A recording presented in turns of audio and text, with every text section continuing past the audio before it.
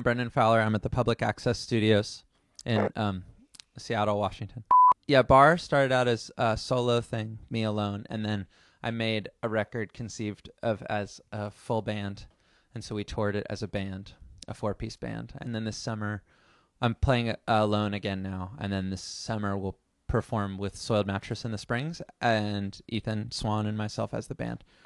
Well, in the beginning, it was a lot about living. I was living in New York for the first few months I was doing it, and it was really about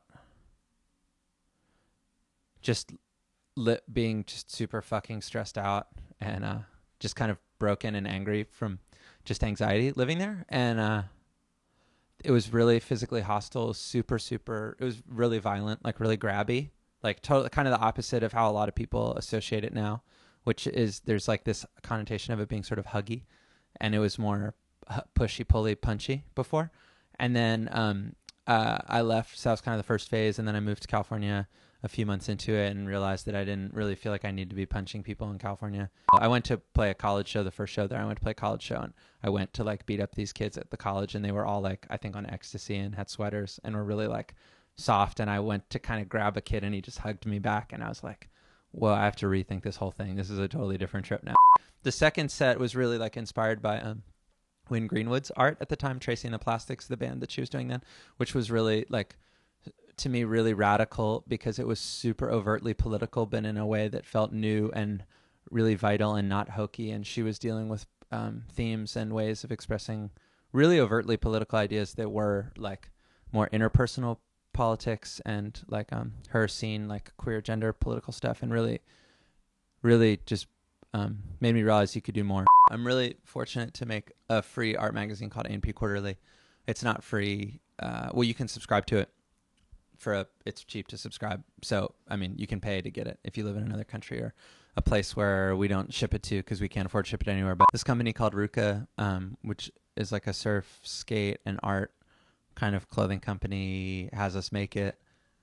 I feel super fortunate to make it. I make it with Ed Templeton, who's a skater and an artist and an awesome guy, and Aaron Rose, who's a curator and an artist and an awesome guy, and Casey Holland, who's a designer and an artist and an awesome guy. And I feel really super fortunate. We get to make a magazine about stuff that we think is really exciting and not super time sensitive.